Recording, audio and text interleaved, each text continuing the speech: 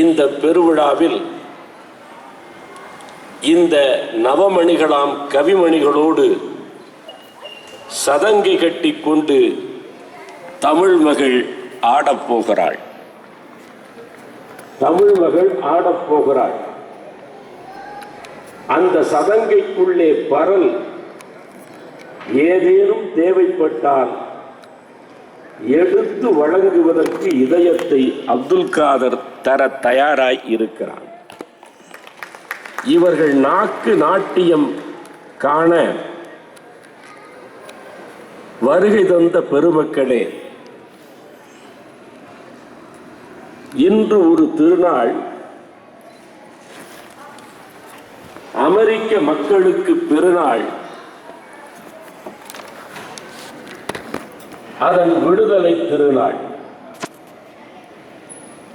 இந்த அரங்கின் வாயிலாக அமெரிக்க மக்களுக்கு தமிழ் மக்கள் விடுதலை திருநாள் வாழ்த்துக்களை அன்போடு படைக்கிறார்கள். விடுதலை தனக்கு கொடு தலை என்றால் கொடுப்பேன். விடுதலை தனக்கு கொடு தலை என்றால் கொடுப்பேன். எடு தலை என்றால் எடுப்பேன். விடுதலை தனக்கு கொடு தலை என்றால் கொடுப்பேன். எடு தலை என்றால் எடுப்பேன். அமெரிக்க விடுதலை திருநாளை அணுகி பார்க்கையில் இந்திய விடுதலை என் இதயத்தில் ததும்புகிறது. இந்திய விடுதலை என் இதயத்தில் ததும்புகிறது. காரணம், அண்ணல் காந்தி அடியெடுத்து வைத்த பிறகு அந்நியர் ஆதிக்கம் அகன்றது. அது வரலாறு. உண்மை என்ன தெரியுமா? இந்த பொக்கைவாய் கிழவன் வந்த பிறகுதான் சுதந்திர போராட்டத்திற்கு பல்லே உழைத்தது. இந்த பொக்கைவாய் கிழவன் வந்த பிறகுதான் சுதந்திர போராட்டத்திற்கு பல்லே உழைத்தது. அமெரிக்க திருநாடு விரிந்து பறந்திருந்தாலும் இந்த அந்நிய மண்ணில் அவருக்கு ஒரு சிலையை கம்பீரமாக கலிபோர்னியா வைத்திருக்கிறது.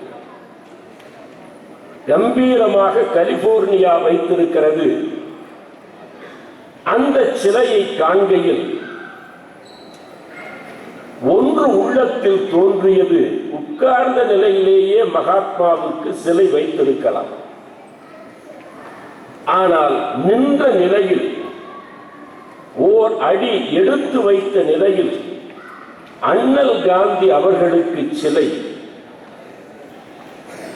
எந்த வெள்ளை இனத்தை விரட்ட வேண்டும் என்று வேள்வி நடத்தினாரோ அவருக்காக வெள்ளை இனமே வைத்த சிலை. இதுதான் வரலாற்று அதிசயம்.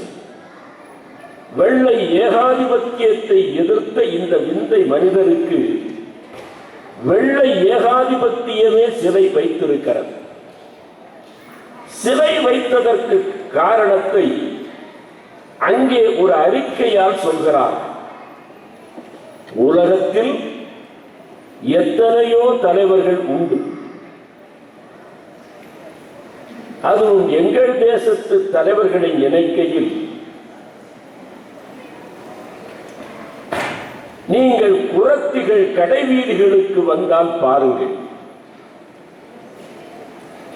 அங்கங்கே சொந்த தோலையே வைத்து தைத்த கந்தல் ஆடைகளோடு குரத்திகள் என கிழிஞ்சிருக்குது. உடம்புல இருக்கக்கூடிய தோல் கொஞ்சம் வெளியே தெரிகிறது. அங்கங்கே சொந்த தோலையே வைத்து தைத்த கந்தல் ஆடைகளோடு குரத்திகள் ஊசி வியாபாரம் செய்து கொண்டு வருகிறார்கள். எங்கள் தேசத்து தலைவர்களைப் போல அங்கங்கே சொந்த தோலையே வைத்து தைத்த கந்தல் ஆடைகளோடு குரத்திகள் மற்றவர்களுக்காக கிழிசலை தைப்பதற்கு ஊசி வியாபாரம் செய்கிறார்கள். எங்கள் தேசத்து தலைவர்களைப் போல அடிகள் என்கிற காரணத்தால் பேசிய தலைவர்களுக்கு இடையே நடந்த தலைவர் இந்த தலைவர் என்பதால் தான் நின்று அடியெடுத்த நிலையில் அவர் நிற்கிறார். நின்று அடியெடுத்த நிலையில் அவர் நிற்கிறார். அந்த அறிக்கையில் சொல்கிறார்கள், உலக தலைவரிடையே விடுதலை அடைகாத்து வெற்றி பெற்ற இந்த தலைவரை நாங்கள் மதிக்க காரணம், தன் வாழ்நாளில் தனக்கென உலக தலைவர்களுக்கிடையே இந்த தலைவர் அண்ணல் காந்தி தன் வாழ்நாளில் தனக்கு ஒரு வங்கி கணக்கே இல்லாத தலைவர். தன் வாழ்நாளில் ஒரு வங்கி கணக்கே இல்லாத தலைவர். ஆனால் என்ன அதிசயம், என்ன அதிசயம்! கயவன் ஒருவன் கைத்துப்பாக்கிக்கு 5 குண்டுகளால் இந்த காந்தி பூ உதிர்க்கப்பட்ட பொழுது இறுதி அடக்கத்திற்காக எடுத்து சென்றார்கள். அதற்கான ஆயத்த பணிகள் ஆரம்பிக்கும் போது மேல் ஒரு வெள்ளை துண்டு, கீழ் ஒரு வெள்ளை துண்டு, நெஞ்சிலே 5 குண்டு. மேல் ஒரு வெள்ளை துண்டு, கீழ் ஒரு வெள்ளை துண்டு, தையல் இல்லாத 2 துண்டு, நெஞ்சிலே 5 குண்டு. என்ன அதிசயம் தெரியுமா? என்ன அதிசயம் தெரியுமா? இந்த ஈரங்கிக்கு முன்புதான் பிரிட்டிஷ்காரனின் பீரங்கியே தாழ்ந்தது என்பது வரலாறு. இந்த ஈரங்கிக்கு முன்புதான் பிரிட்டிஷ்காரனின் பீரங்கியே தாழ்ந்தது என்பது வரலாறு. ஆனால் இறுதி யாத்திரைக்கு ஆயத்த பணிகள் ஆரம்பமாகையில் மேல் ஒரு துண்டு, கீழ் ஒரு துண்டு, அதை தவிர்த்து அவரிடம் வேறு இல்லை. சில இரத்த துளிகள் மட்டும் அங்கே வெள்ளை ஆதிக்கத்துக்கு விடுதலை கொடுத்து இந்திய திருநாட்டை சுதந்திர சுமங்கலியாக்க ஒரு குங்குமச்சுவல் தயாரிக்கப்பட்டதை போல அந்த இடுப்பு வேட்டியில் ரத்தம் சிந்தி கிடந்தது. ஒரு குங்குமச்சிமிழை தயாரித்ததை போல வெள்ளை ஆதிக்க விதவை கோலத்தை மாற்றி சுதந்திர சுமங்கலி கோலம் தர ஒரு குங்குமச்சிமிழை தயாரித்ததை போல அந்த வேட்டியில் சில இரத்த துளிகள். அவரிடத்தில் இடுப்பில் ஒரு கை காசும் இல்லை. அவ்வளவு பெரிய தலைவரிடத்தில் இடுப்பில் ஒரு கை காசும் இல்லை. அவருக்கு வங்கி கணக்கே இல்லை. என்றாலும் இதயம் சொல்கிறது காந்தியிடம் பணம் இல்லை. காந்தி இல்லாவிட்டால் அது பணமே இல்லை. நாணயம் மிகுந்த நம்பத்தகுந்த அந்த தலைவர் விடுதலை அடைகாத்து வெற்றி பெற்ற அந்த தலைவர் ஆதர்ச சக்தியாய் இந்திய மண்ணில் இருந்ததைப் போல இந்த மண்ணிலும் எத்தனை பேர்கள் கத்தியின்றி ரத்தமின்றி யுத்தம் செய்து வந்த சுதந்திரம் என்கிறார். கத்தியின்றி ரத்தமின்றி ஷேவிங் கூட செய்ய முடியாது.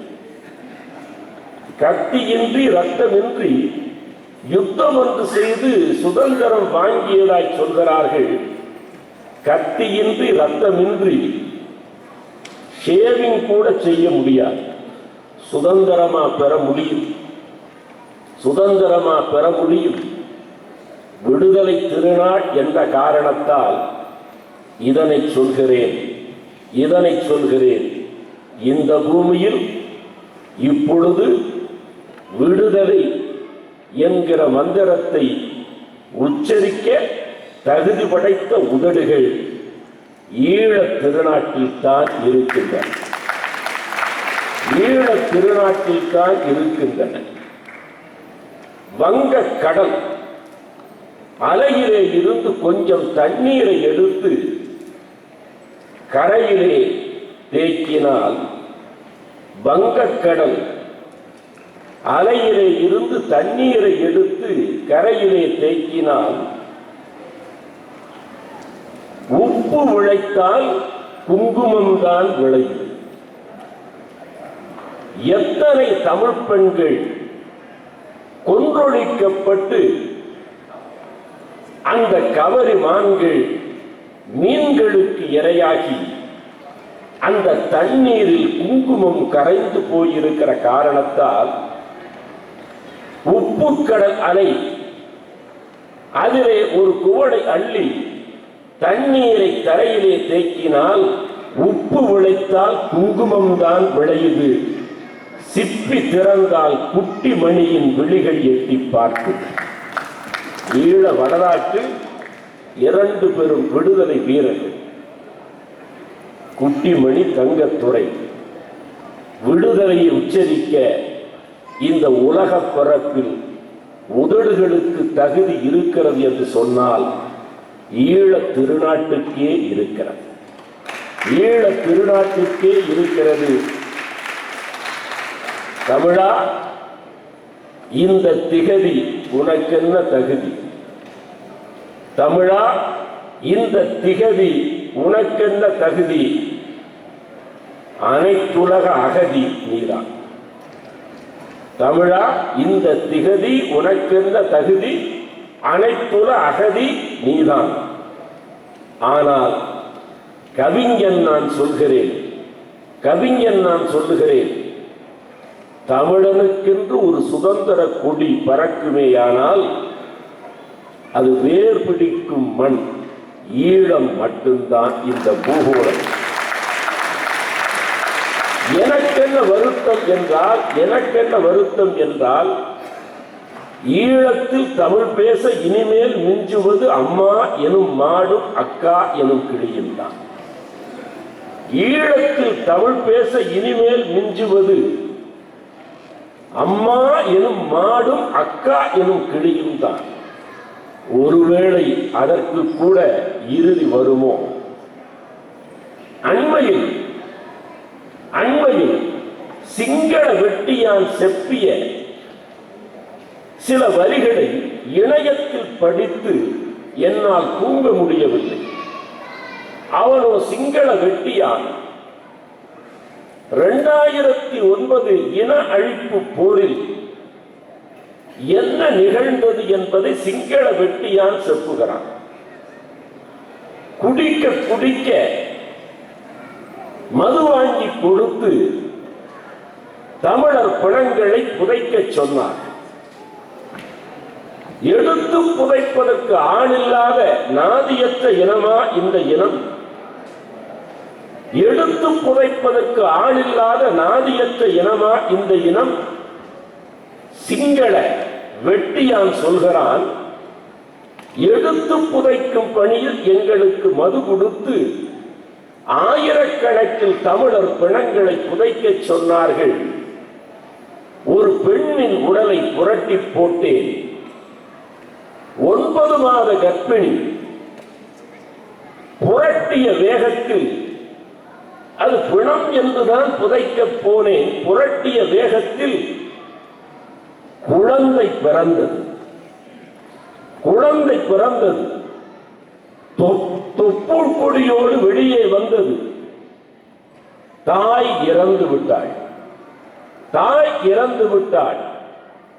உங்களுக்கு தெரியும், பிறப்பும் இறப்பும் நம் வரலாற்றில், பிறப்பும் இறப்பும் நம் வரலாற்றில் ஒரு துளி ஒரு குடமாக வயிற்றிலே தாய்மை ததும்ப நிரம்பும்.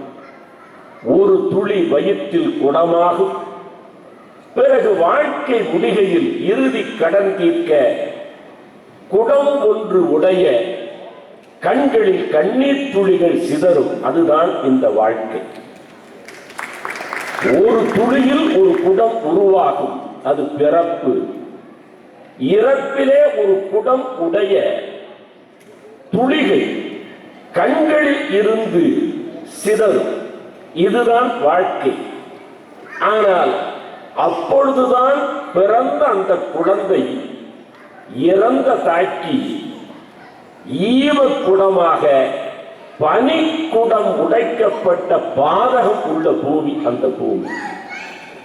ஈவக்குடத்திற்கு ஈன்று புறந்தந்த பனிக்குடம் உடைக்கப்பட்ட பாதக பூமி. அங்கிருந்துதான் சுதந்திர ஒரு பிடிமண், தமிழனுக்கென்று வேறு பாய்ச்ச ஒரு மண் கிடைக்கும் என்று நான் நம்புகிறேன். கிடைக்கும் என்று நான் நம்புகிறேன்.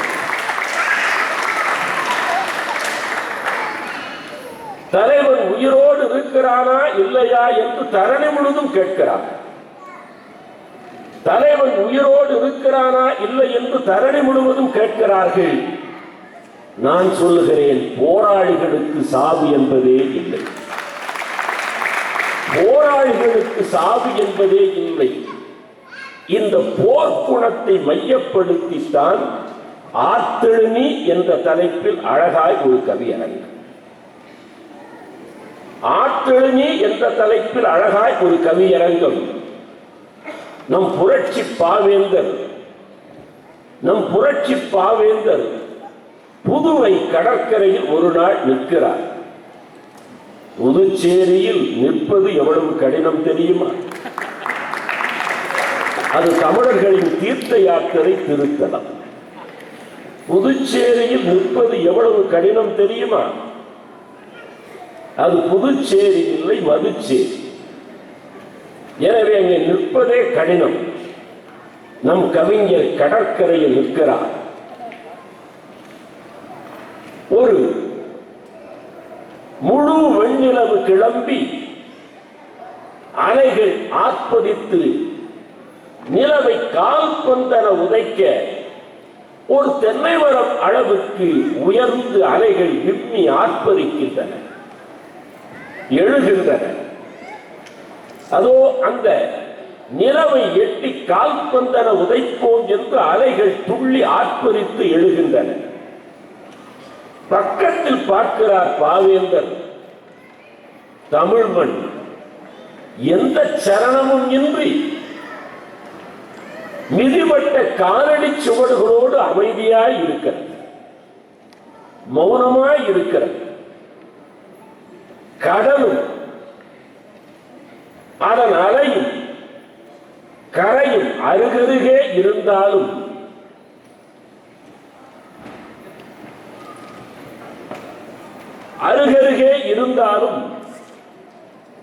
கடல் மட்டும் ஆர்ப்பரித்து எழுகிறது. கரைக்கு அந்த எழுச்சி இல்லையே ஏன்? தமிழ் கரைக்கு அந்த எழுச்சி இல்லையே ஏன்? பாவேந்தர் அழகாய் சொல்கிறார், விண்ணை எட்டி உதைக்க விம்மி ஆர்ப்பரித்து அந்த அலைக்கடல் எழுகிறது, மண் மண்ணாய் கிடக்கிறது. எந்த எழுச்சியும் அதிலே இல்லை. ஏன் கடல் அலை மட்டும் துள்ளி குதித்து ஆர்ப்பரித்து எழுகிறது தெரியுமா? உப்பு போட்ட பொருள் உள்ளே இருக்கிற காரணத்தால் தான் அது துள்ளி ஆர்ப்பரித்து எழுகிறது. உப்பு என்பது மான உணர்வின் அடையாளம். உப்பு என்பது மான உணர்வின் அடையாளம். அந்த உணர்வு அந்த உப்பு கடலுக்கு இருக்கிற காரணத்தால் ஆர்ப்பரித்து எழுகிறது. மனித வாழ்க்கை என்பது எது தெரியுமா? மனித வாழ்க்கை என்பது எது தெரியுமா? குழந்தை பிறக்கையில் நாம் பார்க்க வேண்டும். அது சொல்லும் செய்தி, அழகிய செய்தி என்ன தெரியுமா? தாயின் வயிற்றுக்குள் இந்த குழந்தை இருக்கும் வரை உணவு, உடை, உறையுள் என்ற வீடு, இந்த 3 அடிப்படை தேவைகளும் குழந்தையாய் தாயின் கருவுக்குள் இருக்கையில் அந்த குழந்தைக்கு கிடைத்தது.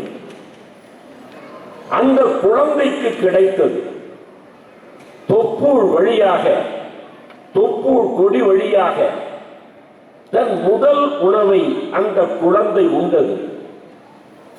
எனவே பசித்து அழாமல் அதற்கு வயிற்றுக்குள்ளே, தாயின் வயிற்றுக்குள்ளே உணவு கிடைத்தது. வயிற்றுக்குள்ளே, தாயின் வயிற்றுக்குள்ளே அதற்கு உணவு கிடைத்தது. பெண்களுக்கு இருக்கும் பெயர்களில் தையல் என்று ஒரு பெயர் இருக்கிறது தெரியுமா? பெண்களுக்கு தையல் என்கிற பெயர் ஏன் இருக்கிறது தெரியுமா? பிறக்கும் தன் குழந்தை நிர்வாணமாய் இருக்கக்கூடாது என்று ஏற்கனவே கருப்பை என்கிற ஆடையை தைத்தே வைத்திருக்கிற காரணத்தால் அதற்கு தையல் என்று தமிழன் பெயரிட்டார். எனவே குழந்தைக்கு நிர்வாணம் மறைக்க தாயின் வயிற்றுக்குள் ஆடை கிடைத்தது. பனிக்கும் காற்றுக்கும் தூசிக்கும் தும்புக்கும் வெயிலுக்கும் மழைக்கும் பாதுகாப்பாக தாயின் வயிறே வீடாய் இருந்தது.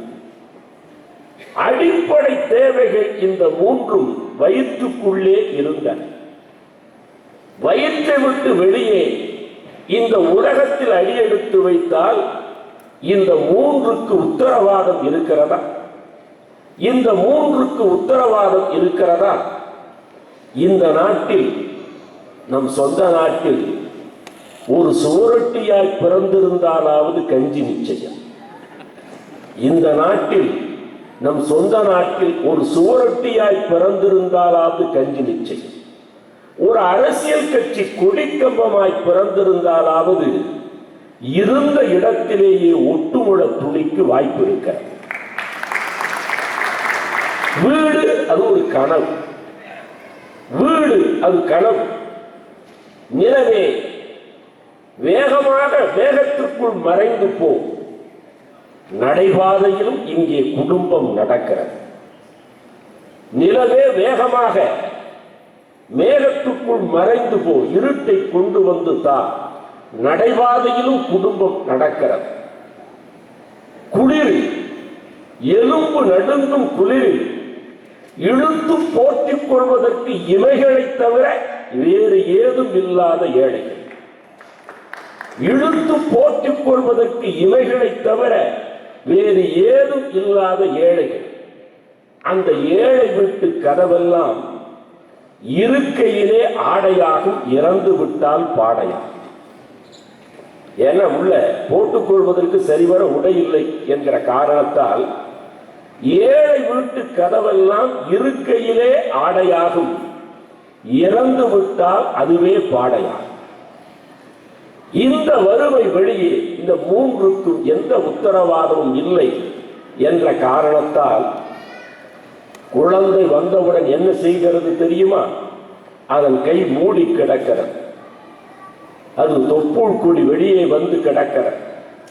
ரத்தம் சிந்துகிறது, அழுகை வருகிறது.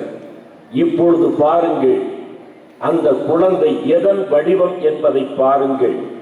அந்த குழந்தை அழுகை கோஷத்தோடு முஷ்டி கைகளை முன்னே அசைத்து இன்குலாப் ஜிந்தாபாத், போராட்டம் வெல்க என்று தொழிலாளர் தோழர்கள் கைகளை மூடி முஷ்டி கைகளை முன்னே அசைத்து தொப்புள் கொடி பிடித்து ரத்தம் சிந்தி எனக்கு வேண்டிய உடை எங்கே, எனக்கு வேண்டிய உணவு எங்கே, எனக்கு வேண்டிய முறையுள் எங்கே என்று ஒரு போராட்ட வடிவத்தில் தான் உலகத்தின் பிறப்பு அனைத்தும் நிகழ்கிறது.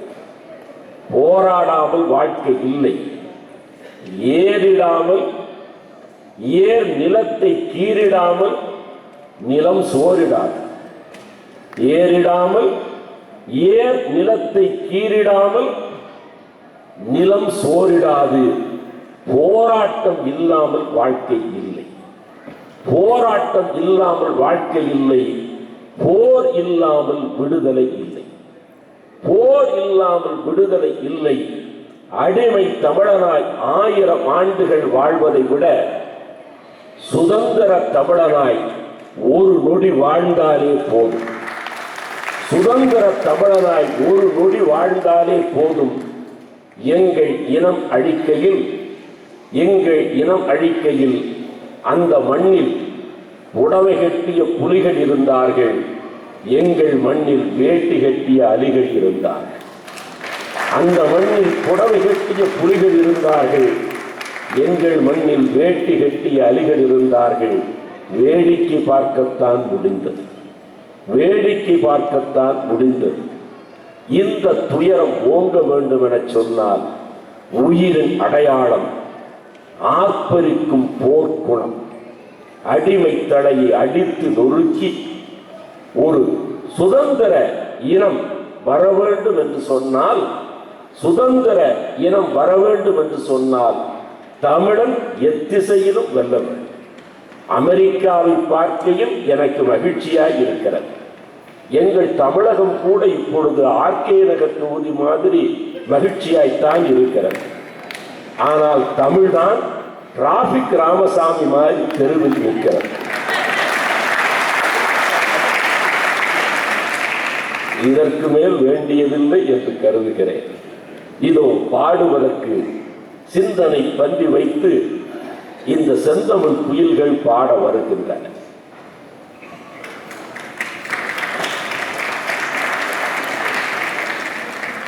அன்பர்களே, இங்கே